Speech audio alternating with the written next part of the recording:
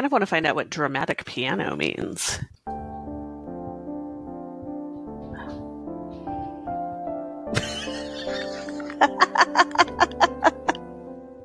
That's not super dramatic. No, but what if then we went to the ballpark? Oh, I killed it when I did that. Oh, yes, every time you make a joke. Yes! I'm going to leave that one on there. Absolutely. That's fantastic. Oh, my God.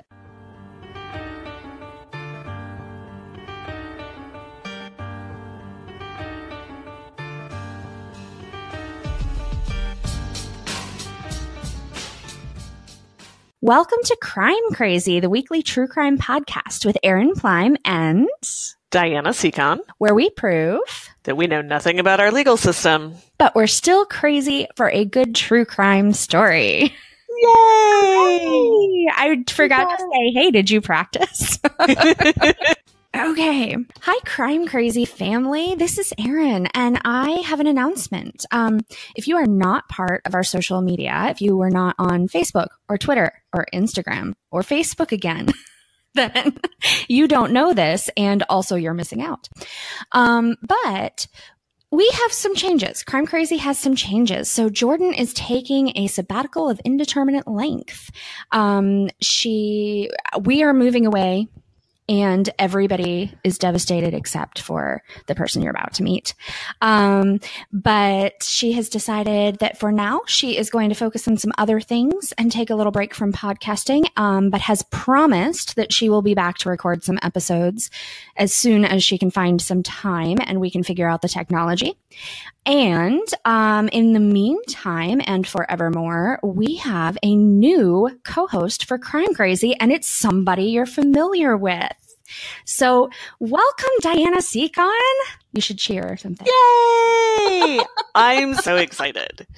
I am sad that Jordan is taking a break, but I am looking forward to having her on. And I think that what we need to do is tell her that we have never figured out the recording over the internet thing and make her come visit us in order to record. Yes, it is true. This is an in-person only possibility. There is no technology that allows the recording of podcasts over the internet. That doesn't exist. Hey guys, by the way, don't tell her otherwise. Jordan, don't listen to this episode. Jordan, why don't you go ahead and skip ahead about 3 minutes?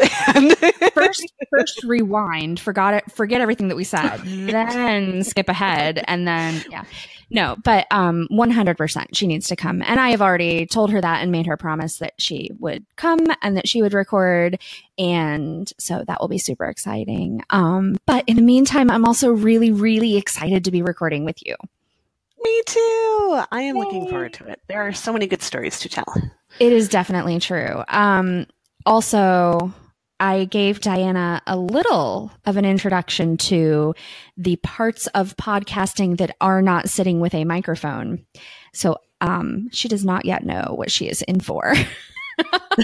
Surprise. I don't know. You've committed. I got the list of on air. I had the list of passwords. I had no idea there were so many different things that needed to happen. And that is the tip of the iceberg, because those are the things that we have done or played with a little bit, but that's not a comprehensive list of all of the things that could be and probably will be done. Ooh. But as a very structured person, did you appreciate that I had a list? I did appreciate that you had a list. I was pretty excited about that. Were you super annoyed that it was not in any discernible order and that some of them were wrong? I mean, dude, wrong. Password lists are always wrong because you never remember to update. I keep getting locked out of things, even with the password list. So, oh man, I finally put all of my husband's passwords on my phone because he does not ever remember them. So we don't have to reset everything every time he tries to check his email for the first time, like this year. So, all right. Well, we have decided for our. Well, okay. Let me actually take a break and go back and say the other part of this, which is that, and Jordan, close your ears and go la, la, la, la, la for a second. But Diana and I actually are recording this episode and the next episode remotely because I am in Virginia and she is in Minneapolis. And that is a really long drive to record a podcast episode. So, we have been playing quite a bit with sound and trying to make it wonderful. However, if you don't like the sound quality for episodes 14 and 15, just wait because episode 16 will be done in person and we will be back to our amazing standard who everybody likes better except for that one reviewer that there's always one. There's always one. If there wasn't one, then I would feel like we weren't doing anything right. All right. Well, let's get to some stories. So I have the first story because I have two, and that is how this works. I have a story, and now I'm constantly worried because you are such an expert in all things true crime that I'm not going to be able to tell you a story you haven't heard. But I'm going to attempt it. So this is the Jake Bird Hex. Have you heard the story? No, but I kind of dig anything that has hex included. Right? Like, that's just not a word that's used enough. No, and certainly not in true crime. I suppose the true portion of the program limits that a bit. And yet, let me challenge that idea. Okay, so before I start telling the story, I should say that our boss sent me this story. Actually, she tagged the podcast in an Instagram post because this story does not begin, but rather ends in... Now that I am about to say this, it doesn't make sense with my notes. But according to the little thing on Instagram, in Tacoma. Cool. So he is like the most notorious and prolific serial killer in Tacoma, which is actually not what most of the story is about. But apparently I just gave away that he's a serial killer. So there we go. Well, based on the research I did for the story I did not tell, I was expecting the word after serial to be pooper, not killer. Oh, right. I wonder who Tacoma's most notorious serial pooper is. Is that something they keep records on? Like, is there a code for that? I would hope that, like, each state has, like, one. I mean, my college had one. I have to believe that every state has one. Your face is amazing. The fuck, Diana? My friend Dave worked in the student union. He was like the IT guy for the student union. Well, I always accused him of it, but no, I don't think so. He was always in the union really early in the morning, and he came to find out that there was this dude that was just pooping in the middle of the student union, and we referred to him as the unipooper. I like it. So I have to believe if the, state college I went to in southwestern Minnesota had its own serial pooper. Maybe there's just nothing to do there. Well, also true. Right, because, wow. No one would know if we had a serial pooper here. Like, everyone is so spread out that, like, no one would ever find it. Oh, well. I don't know. I feel like people always find the poo where it's not supposed to be. Only because those are the ones you hear about. The ones that are unfound, nobody tells that story.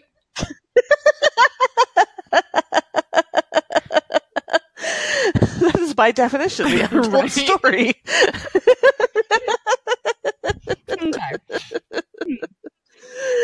Anywho. Yeah, we are not going to meet our goal of making this under an hour if we don't start. Okay, we're going to do this. Stop we're talking tell about some stories. Shit, story. Okay. All right, so Jake Bird was born on December 14th, 1901. God, no. By the way, he's still there in Tacoma. No. 1901. But he was born in Louisiana, although later in life when they asked him like where in Louisiana, he didn't have any idea. He left home at 14 and never again really had a home that So he was just transient like his entire life for the next 31 years, actually. Yeah. He was a manual laborer off and on, and he was a railroad gandy dancer. Okay, so excuse me? I had to look this up, and then I was extremely disappointed. And tonight at dinner, I said, the story I'm going to tell tonight has a gandy dancer in it. And my dad's like, oh, and they're blah, blah, blah, blah, blah. And I was like, what? Is this common knowledge? Like, anyway, a gandy dancer, disappointingly, just means somebody who maintains a section of railroad. It has nothing to do with dancing, right? Well, that sucks. Very, very lame. Sucks. So, I thought we were going to have a talk about my dad.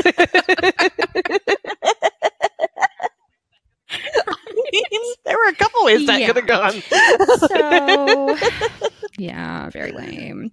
But mostly, so he didn't so much, like, I guess he was technically occasionally working on the railroad, but from what I read, it was more like he jumped on a bunch of trains and went from here to there.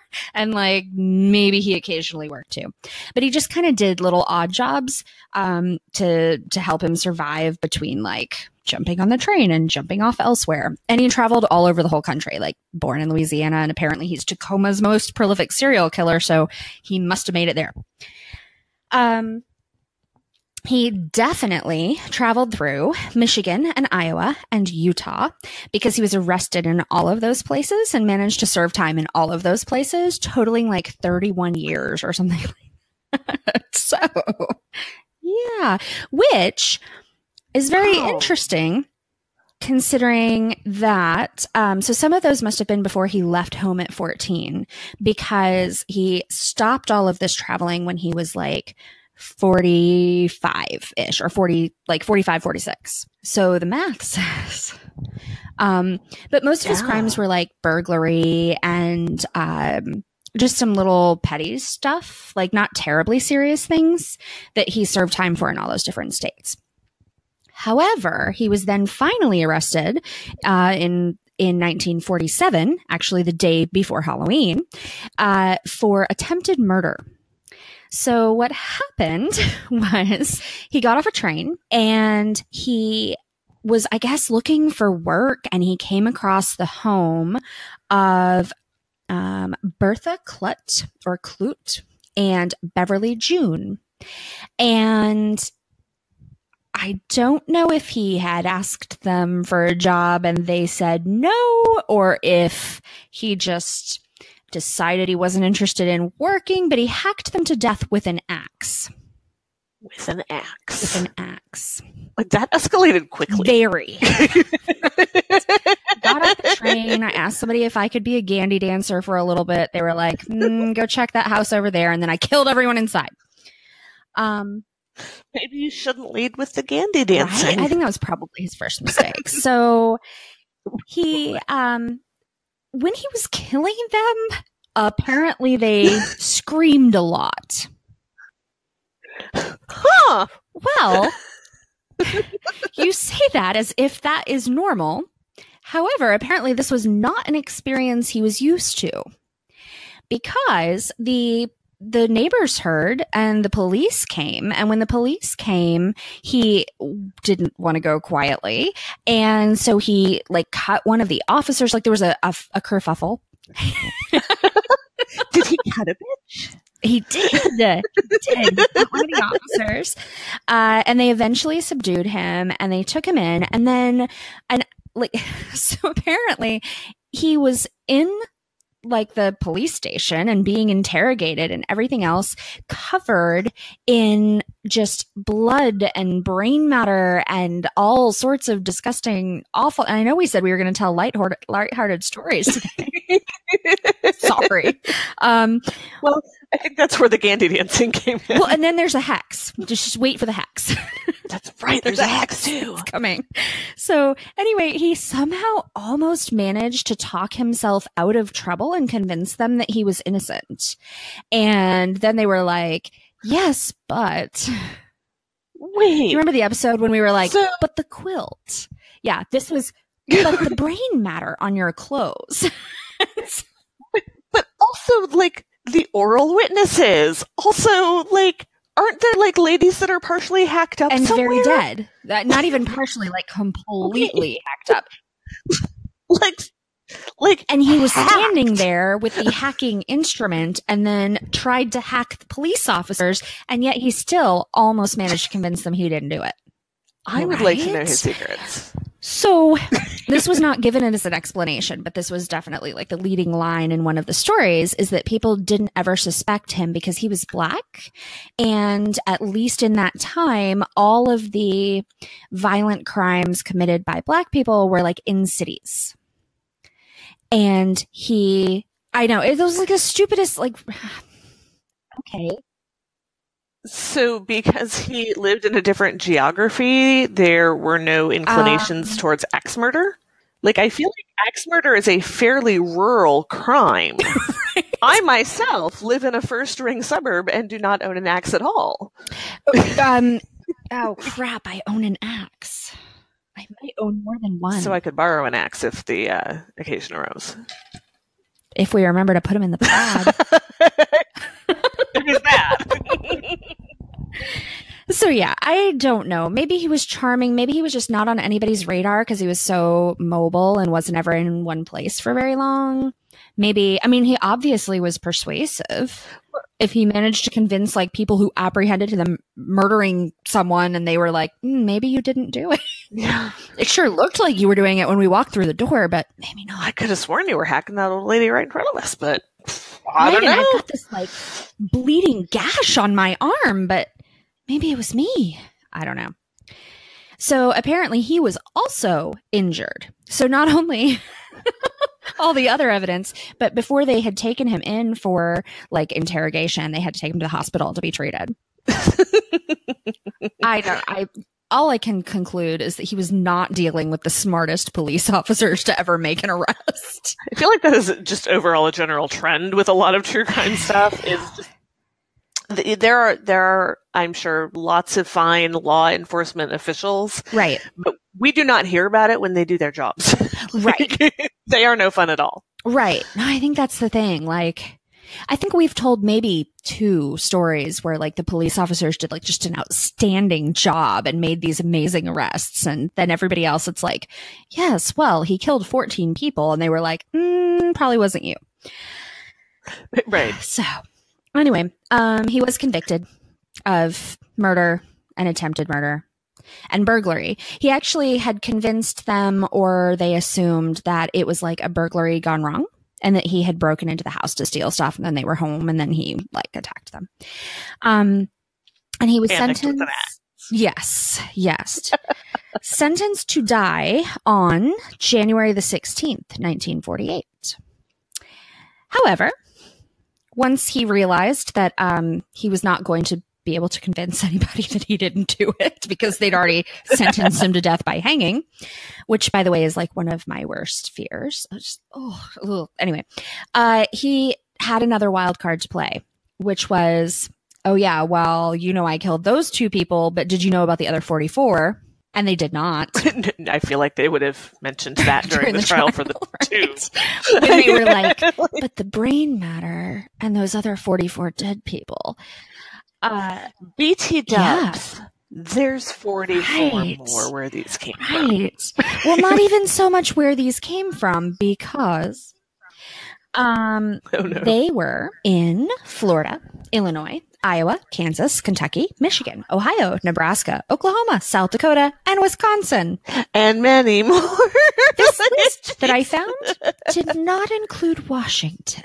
I was just momentarily being impressed that, this is the late 40s that we're at now. His crimes spanned, from the very early 1900s. And they found records in all of those states. Well, he confessed to murdering people in all of those states. Oh, but then they went like looking? Then they went looking. Well, they granted him a 60-day reprieve to tell his story. And he managed to convince them, and they found matching records for 11 murders in presumably some combination of some of those states.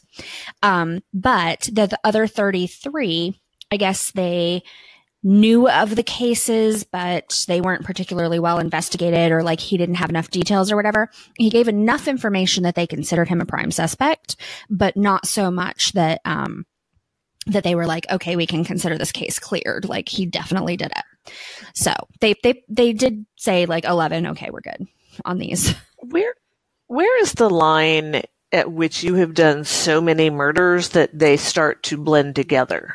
Right? I mean, apparently north of 11. Apparently north of 44.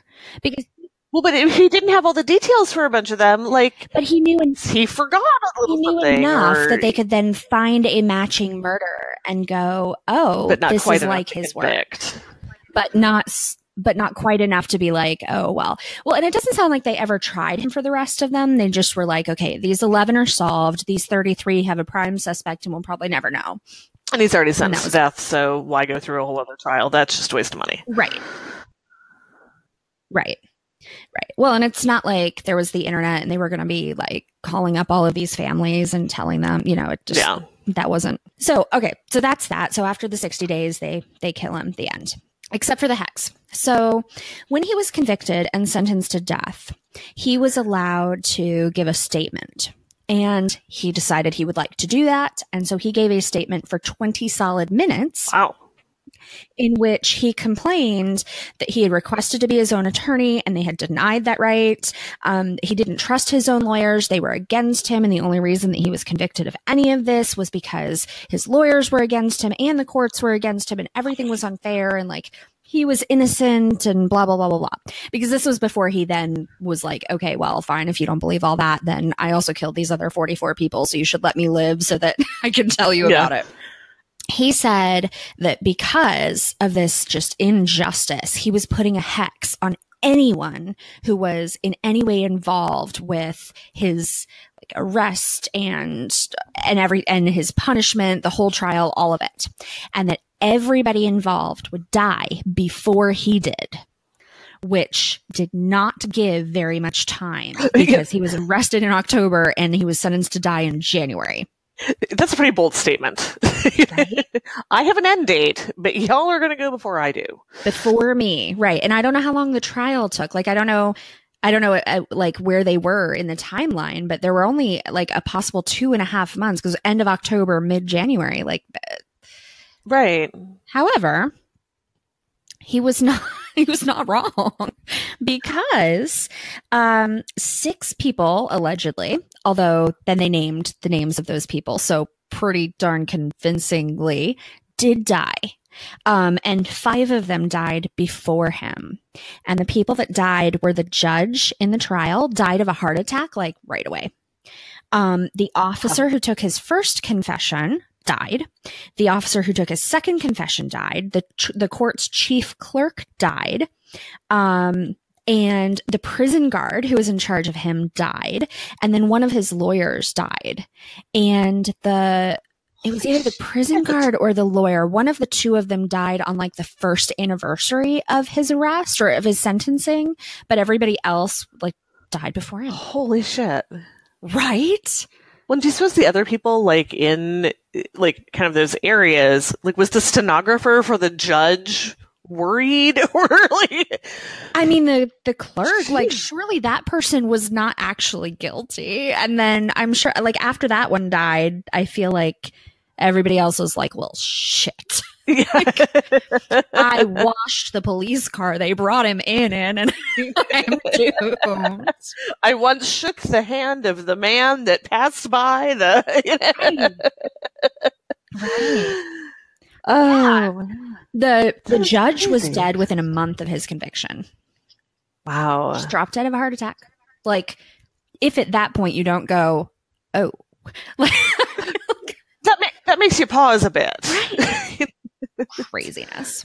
So yeah, that is the hex. Yeah, but not in Washington. Yeah, we're gonna have to do gotta look this up again. Honestly, I should have left that part out of the story because then there would be no confusion whatsoever. It could have just been a story. The magic of editing? Right, yes. It's gonna take some editing. I'm gonna leave in the part where you say the magic of editing and then everybody will wonder.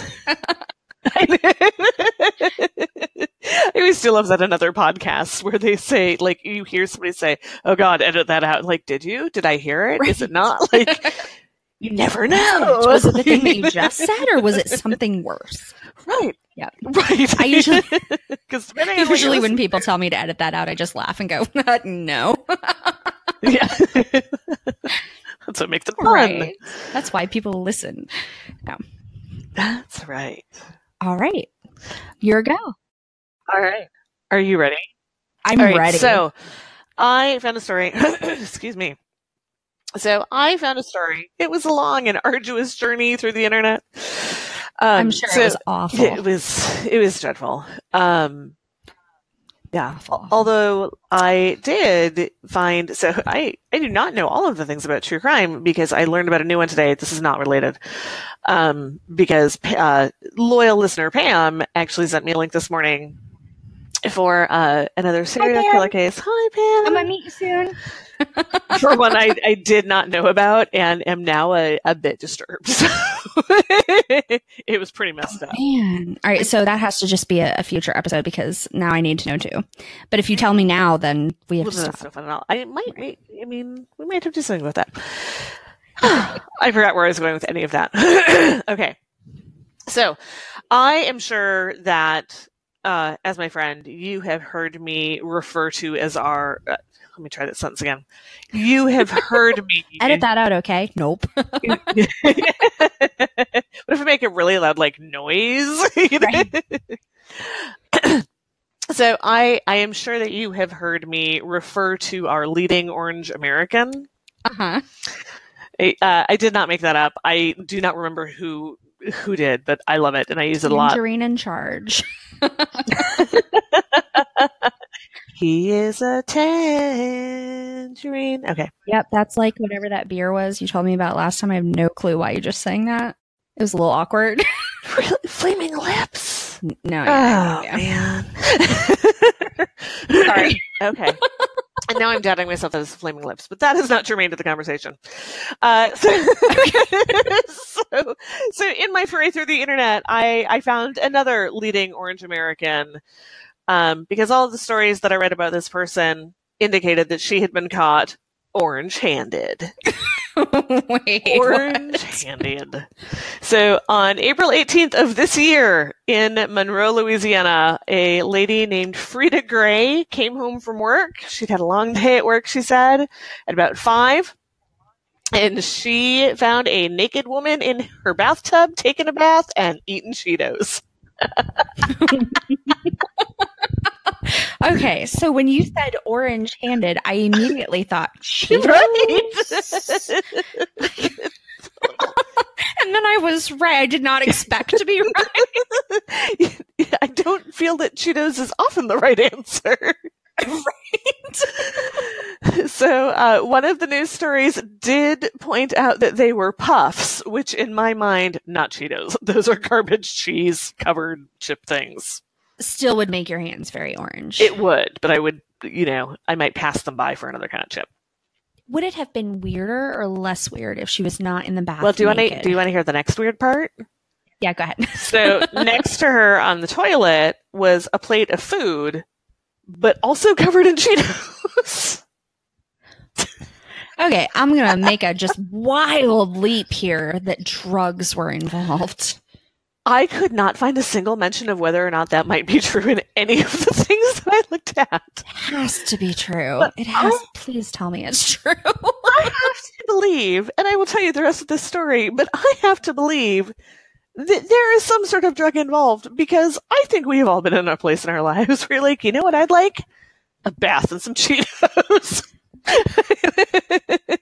Well, I have been in that place and drugs were not involved, but I have never also then thought I should go to someone else's house and make that happen. Right. When you do that in your own home, sober, It's not sober, totally all fine. good.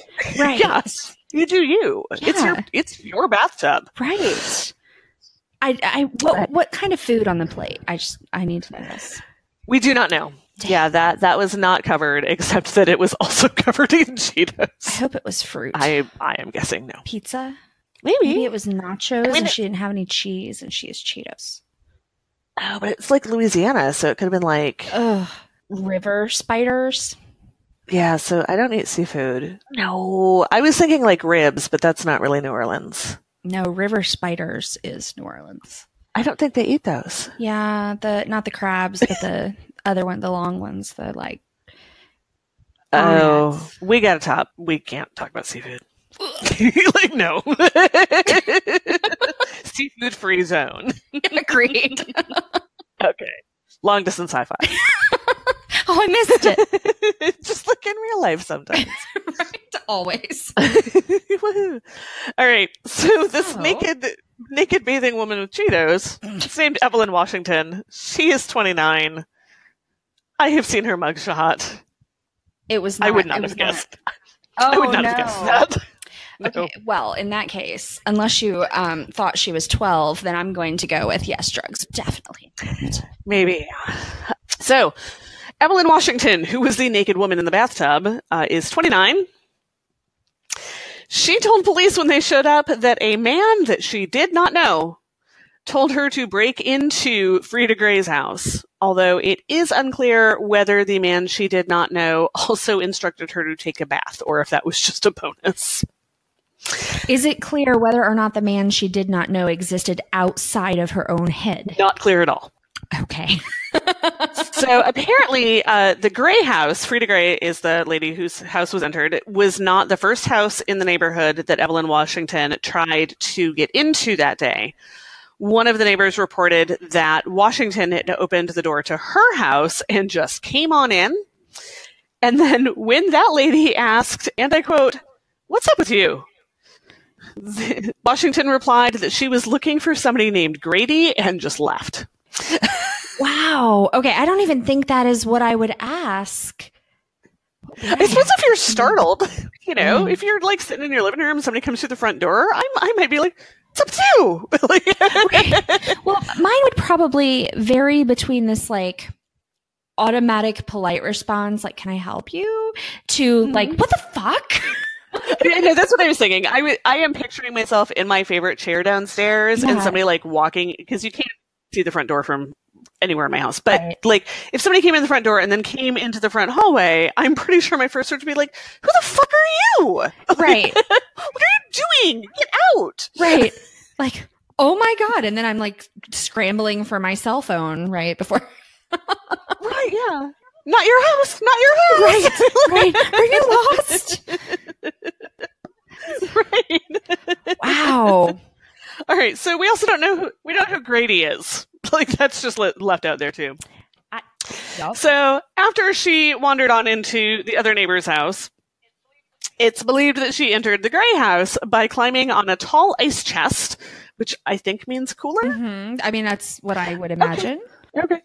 And she braked a side window with a paper grabber. She braked it, did she? She braked it. Is that what I said? But you know what? I bet she did. I bet she braked it. She does not sound smart enough to have smartened it. No, smart enough to have broken it. Yeah, maybe not. So yeah, there's an ice chest. She grabbed a paper grabber, which I'm really glad they showed a picture of, because I wasn't sure what that was. Grabber? And that's what they called it. It's one of those like things with the handle that have the pinchers at the end that you can use when you're. I mean, for me, too lazy to bend over and grab stuff. Or my grandma can't get out of your wheelchair. Right, yeah. Or one of my girlfriends actually bought one when she was pregnant and was just like too fat to get below her knees anymore. I usually use my 2 and 5-year-olds claw grabber when I can't reach stuff on the top shelf because I'm too short. Yeah. I think that's legit. Right. So she climbed on the ice chest. She grabbed the paper grabber, which was somehow outside of the house, and smashed the window. It was a side window. And then she made her... Well, they were using it to pick up paper outside. Seems reasonable. All right. So she smashed the window, made her way into the kitchen, fixed herself that plate of food, threw some Cheetos on it, grabbed the whole bag, and then went and poured herself a nice bath. But not a glass of wine, which is really the next step, like the logical next step. No mention of beverages at all. Not even a Coke or anything. Like Cokes are nice with Fritos. True, and I feel like actually something alcoholic seems more like it fits this situation, though. Well, it sounded like she was in the fridge at some point, so she would have had the survey of all of the beverages that were available at the Gray home. Maybe the Grays only drink water, like tap water. Maybe it was grocery day and there just wasn't anything in there. Perhaps. You never know. Or most days of the week if you live at my house. Yeah, mine too. Shopping, not a thing I do well. No, same. So when Frida Gray came home from her long day at work, she found Evelyn Washington in her tub, and no words on what words were exchanged, but she did allow Evelyn Washington the opportunity to get out of the tub and get dressed before she called the cops. So she did, but she took the homeowner's clothes and got dressed, not her own. All right, I totally would have called the cops and then said they would be here in 3 minutes. You better get dressed. Yeah, I'd put some clothes on if I were you. So the police were called, and then they came. And the police report stated that the responding officer found, and I quote, a full tub of water and a plate of food along with half-eaten Cheetos belonging to the victim on the toilet next to the tub. Half-eaten Cheetos. Okay. So recently, I have seen, we were talking about listicles, right? And it was like annoying times that people took things too literally or something like that. And which is really just clickbait, but it was great. And somebody told their little brother they could have half the grapes, and the little brother ate half the grapes, but really what he did was eat half of each grape. So do you think half-eaten Cheetos it was a full bag that is now half empty, or there are a bunch of half spheres of Cheeto Puffs? I don't know that this has to be an or situation. This may be an and situation. I just want to know, do they float or do they instantly dissolve? Oh, see now, if it were original Cheetos, I would say that they float for a while, but Puffs, I bet they sink and then float. The original ones? I bet they're still pretty airy. Start to dissolve, and then no, maybe they would float. They would definitely float as they got soggy, and then they would become like stuff you could skim off the surface, which just turns my stomach and makes me not want to eat this orange soup. Also, I'm not going to say I don't occasionally have a snack in the bathtub. I feel like there are right and wrong snacks to have in a bathtub. Right. Things with a lot of crumbs? Not the right choice. So when you get out, you're going to be covered in whatever it was you were eating. Right. Well, and also, like Cheetos, you get the Cheetle, the go on your fingers. Oh, is that what that's called? I didn't know there was a scientific name for that. Oh, so it's not scientific. Do you remember, what the hell was his name? Rich Hall and Sniglets? I have heard some of those words before, but not in that order. Okay, so back in the day, there was a guy named Rich Hall, and he was on, I think he was on Not Necessarily the News, which was like a news party show on HBO. And he made up words for things that didn't have words. Oh. So Cheetle is the orange crap on your fingers as you're eating Cheetos. I mean, it is the perfect word for that. You said it, and for a moment I was like, oh yeah, that's what that... Wait a second. I don't think that is what that's called. I'm pretty sure that's called like the fake cheese on your fingers. Yeah, no, that's a good one. That's a good one. Cool. There are some in the common vernacular in my family. That's one of them. I'm going to post this as a Today I Learned in our work Slack channel and see. And see what everybody else thinks I've been doing with my day off, including. I might not even mention you by name. We'll just see.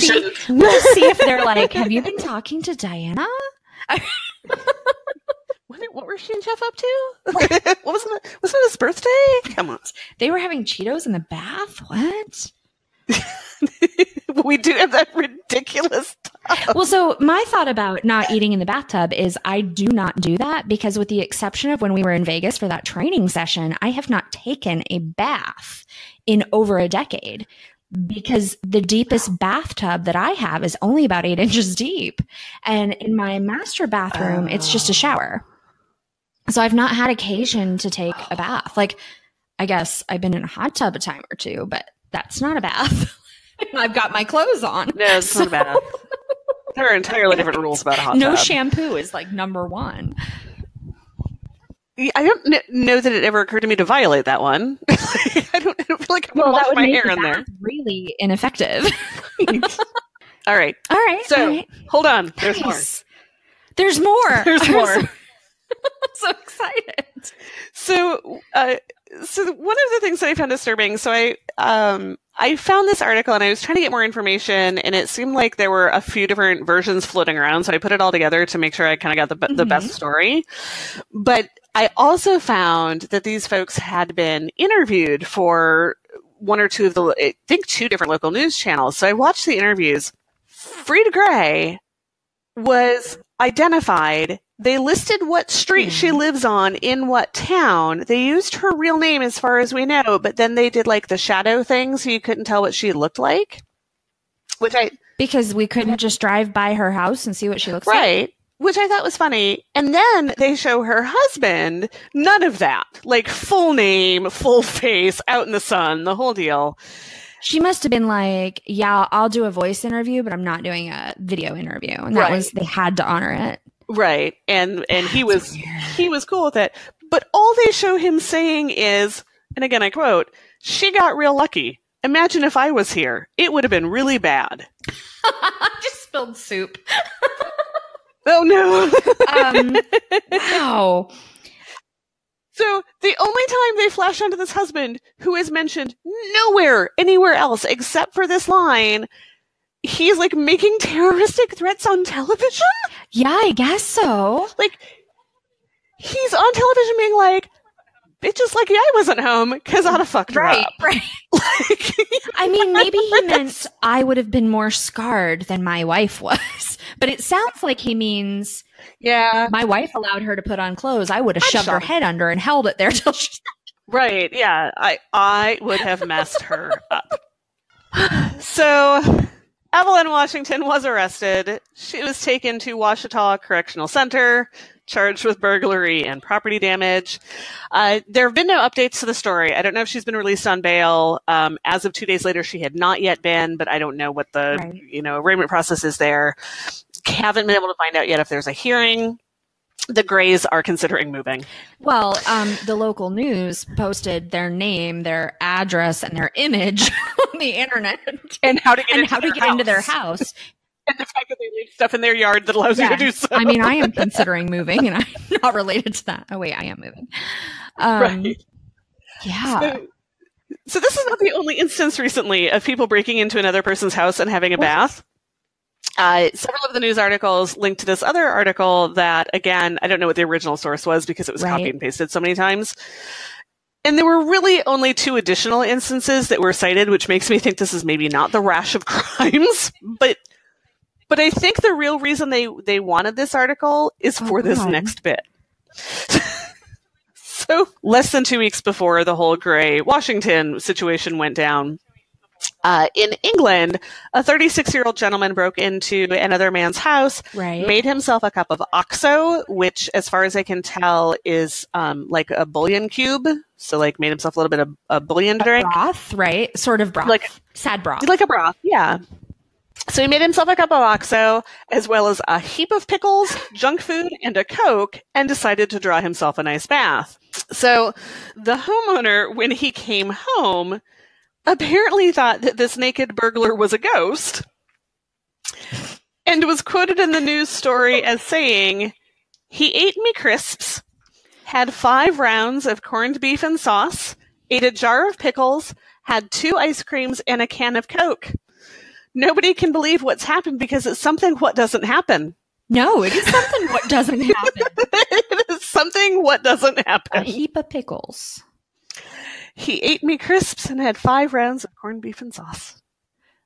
And ate a jar of pickles. Like, he brought up ate a jar of pickles like that's not a normal thing to do, which makes me think maybe the fact that I ate so many pickles is not a normal thing to do. Recently our pickle discussions, I'm going to admit they have me a little concerned, but I'm assuming that these pickles that you eat are far, far superior to the pickles that I enjoy a slice of.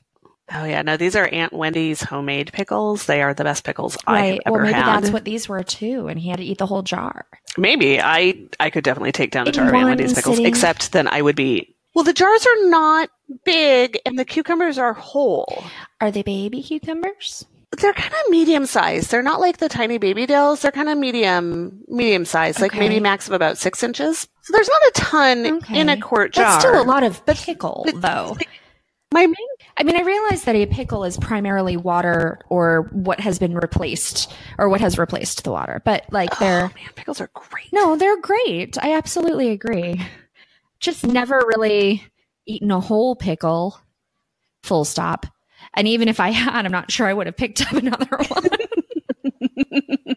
All right. Well, my last story for today, for our first podcast of our new regime. Is regime the right word? No, it is not. It's not the right word. A very militant podcast. Well, you did want me because I'm a structure, but I'm not that structure. There will not be uniforms. I'm so glad. There are uniforms in my story, sort of. Okay. I was thinking we should maybe make t-shirts, but carry on. I have made t-shirts. That's right, you have. I totally forgot about that. I could whip up some more. I bet you packed all the stuff, though. Oh, 100%. I have nothing. Do you see this chair? Yeah, this chair goes in the pod tonight, and then I spend the rest of the week working on the floor. Oh, that's going to suck. Yup. So, anyway, and my husband continues to cook grilled cheese sandwiches with just his pinchy fingers. I feel like we need to do a callback to Lobster Boy. Yes. Only no, he is nothing like Lobster Boy. No. Only in the pinchy fingers. No, not even that. Not even. Not even there. No. I'm not willing to continue with this. So anyway, my last story is called Change of Address.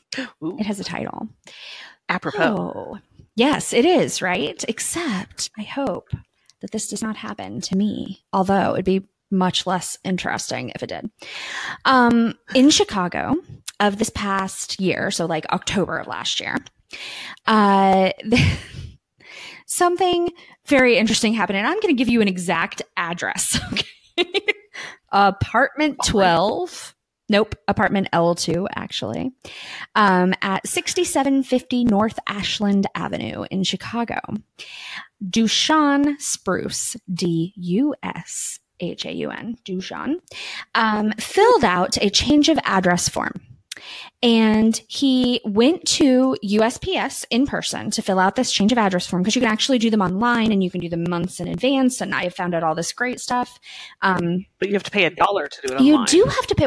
That's such bullshit. And then I was like, well, it's okay because they're sending me all these coupons. The coupons expire like 2 weeks after you change your address, not 2 weeks after you move. And I'm like, well, I'm not buying new furniture to pack into a truck. So I didn't even get any coupons out of it. So whatever. That's dumb. However, he went to, and maybe that's why he didn't do it online, is because he would have had to pay $1. And he was. I have definitely done that in previous moves, like on the website, and be like, $1? No. And then I got down there. Well, what the hell? It's $1. I did not. Well, and that was sort of my thought, because I didn't know about the $1 until you're confirming at the very, very end. And it's like, give a bank account so we can confirm. PayPal does that. And they're like, we're going to deposit 32 cents in your account and then take it back a week later. And I was like, well, surely I'm getting my $1 back. I have not gotten my $1 back. I don't think you get your $1 back at all. I think that is a lost $1. And I don't even really use the mail that much, but whatever. You've done your part to support it. I have done that. And last month I bought Disney villain stamps. So I supported them that month too. You're all good. So he filled this out in person, presumably because he didn't have $1 or possibly an internet connection. It's really hard to say. Or he just got offended at, like, right, or he pissed him off. The address that he was changing from, so that was the address I gave you, was his apartment where he lived. The address that he was changing from was 55 Glen Lake Parkway in Northeast in Atlanta. And I don't know if anyone has this knowledge off the top of their head. I really hope someone sends a message and goes, when you said that, I knew exactly what it was, because that is the UPS headquarters.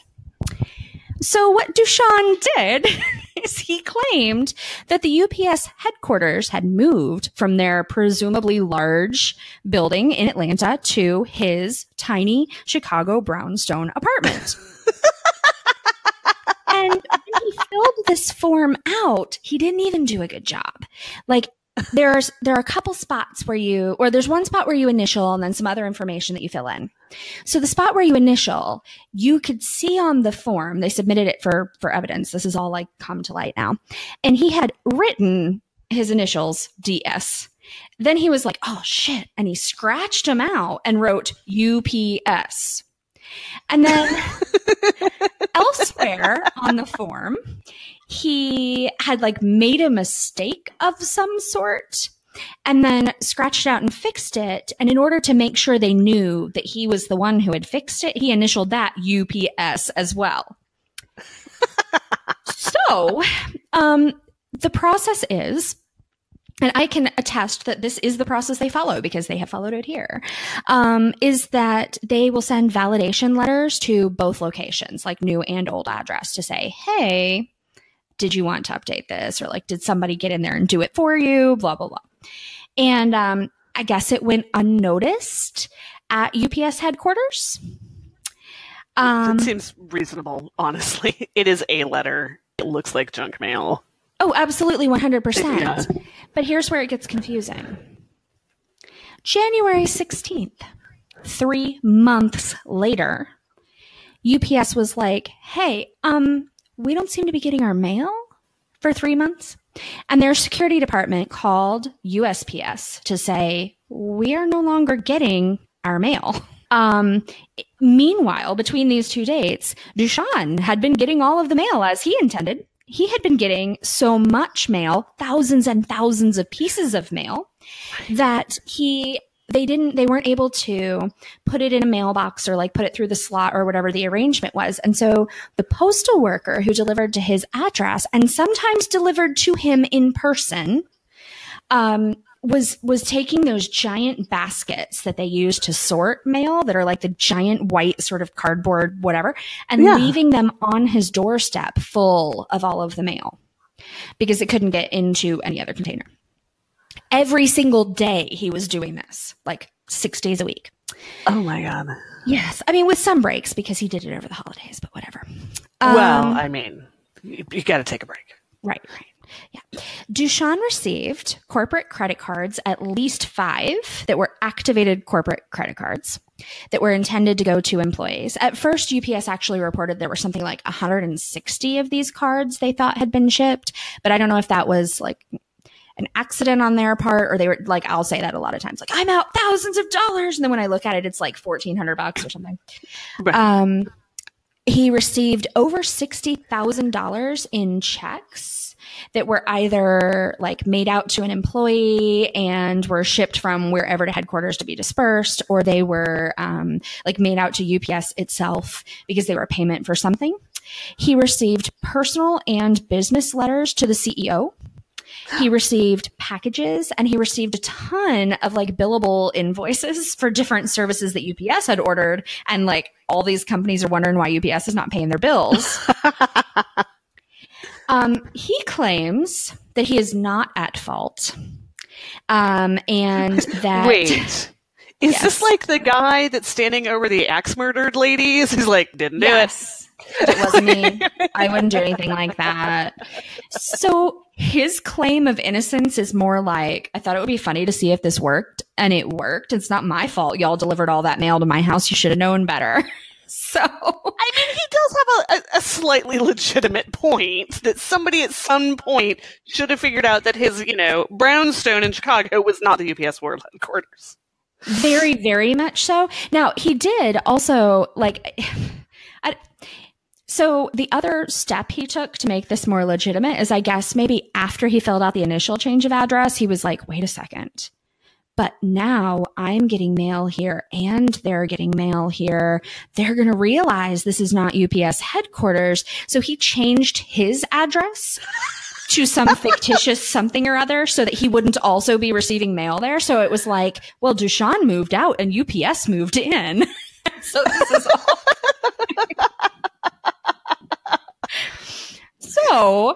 But then he's not getting his mail. What if something good's coming? Is it good? It was the holidays. What about Christmas cards? I mean, I would say that that's a legitimate point, but I'm going to guess that it wasn't better than $60,000 and at least 5 activated corporate credit cards with probably no limit. That's a pretty good Christmas present. I rarely get Christmas cards from the relatives with checks for $60,000 and or activated corporate credit cards. And I don't know what, I mean, maybe the CEO got a lot of more Christmas cards than Deshaun would have gotten. I mean, he probably did, right? From all the people that they do business with. Yeah, and especially if he was getting some personal mail there too. Right. Well, I sort of wondered if the personal mail was more like thank you cards and or Christmas cards, or, you know, like technically it's business related, right, but it wasn't like a form to fill out. Right. Yeah, it wasn't, you know, bills and stuff. Anyway, so that was Deshaun's Christmas.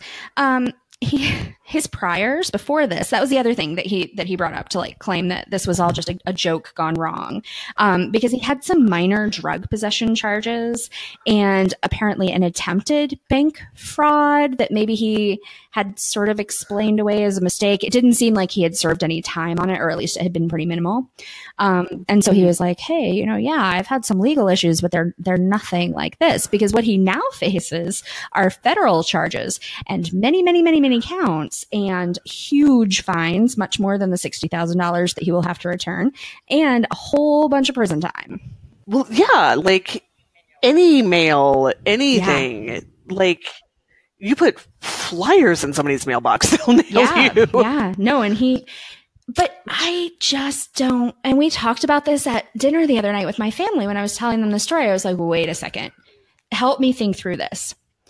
UPS took 3 months to notice that the post office was not sending, like the delivery guy never came by. There was never any mail. So I've had a contentious relationship with the post office, with the U.S. Postal Service. Yes, I am aware. And I have found, because I've moved a lot, and I have found that even when you put in the forwarding, it doesn't all get forwarded.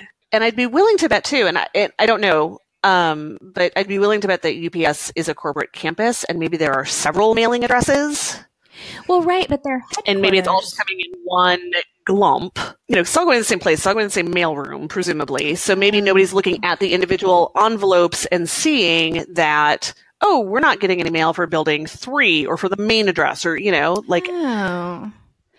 Okay. So, that all makes a whole lot more sense than me thinking, well, maybe they just thought they didn't have any mail.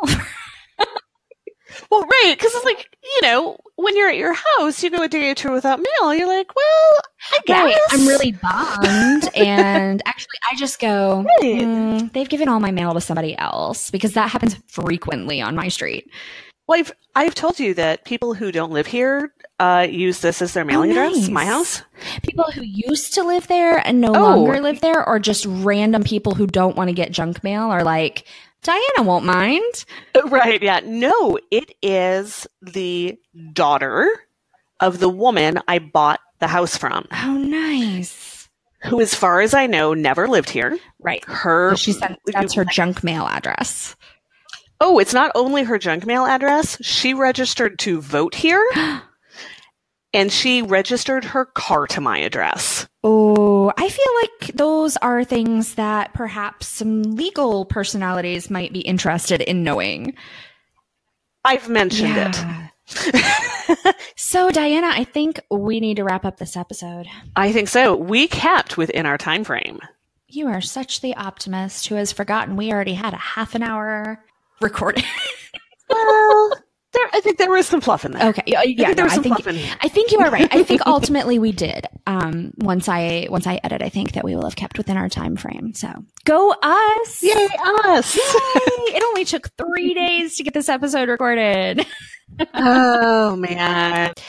All right. Well, Diana, generally at this point, well, actually, no, let's take a step back. We have something we have to do first. I was going to say that you should give some advice because Jordan always gives advice and, you know, but actually before that happens, I have some shout outs that I totally failed, 3 weeks ago when we did our last episode. Which is a really long time ago. Okay, so I did give these shout outs online. And at least one of these people knows that they got the shout out because then I heard back around like they were excited about their shout out. But Candy, we are really excited and really happy. And go Candy, who left us an awesome review on iTunes. Yay, thank you, Candy. And yay! And also seems super cool. And I may have to visit her. She lives near my sister. And then also Gilly Ann Young from the UK. I'm coming to visit you too. But only mostly because I want to go to the UK. I'm sure you're delightful, but I don't know that you want to host me. But thank you as well for your iTunes review. So thank you. Yay, iTunes review. I suppose at this point it would be weird if I left an iTunes review. I mean, we could forget you said that and you could retroactively leave one. See what I can do. I'll make Jeff leave one. Go back in time. You know, you would think that our significant others would have listened to an episode. My significant other has listened to an episode. However, the last time he was in iTunes is far before that. So basically, what you mean is you were listening to an episode and he was subjected to it. No, he wanted to listen to it. Oh, okay. That's very nice. We'll see if it, keeps up since we're going to do this every other week. He'll be like, do I want to listen to more of my wife or do I already live with her? Which I think is where David is.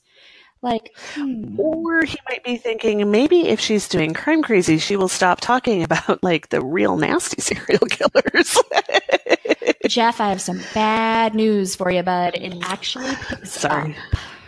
Sorry, honey. Just found out about a new pretty one. good new one. You're hearing about it at dinner. Yeah, it's true. But if you would like a shout out, all you have to do is leave us a review. It's really simple. We even shout out reviews that are not 5-star reviews, though in all fairness, we prefer 5-star reviews whenever possible. Yes, please. And in addition, you can find us on Facebook. We have a group and a page. You can find us on Instagram. You can find us on, I was going to say Pinterest, but what I really meant was Twitter. Perhaps I should put us on Pinterest. And all of those are Crime Crazy Podcast or Crime Crazy Pod. Our email address is crimecrazypodcast@gmail.com. The website is crimecrazypodcast.com. And then, Diana, you don't have to be Jordan. You can be your own person. But do you have any sort of advice that you want to give anybody or anything you'd like to add? So I've got 2. Ooh. Keep the paper grabber inside. Definitely. Probably the ice and chest don't. too. Well, I mean, it was a big ice chest, and it didn't seem like it's Louisiana. I don't know that they have garages or basements. Like, where do you keep your stuff? I guarantee it. Oh yeah, no, the water table. So, I mean, I feel like outside for a big ice chest might be their option. Pull it slightly away from the house, or like don't put it somewhere obviously under a window. I don't know. Right, yeah. So keep the paper grabber inside, and don't end up on next week's episode.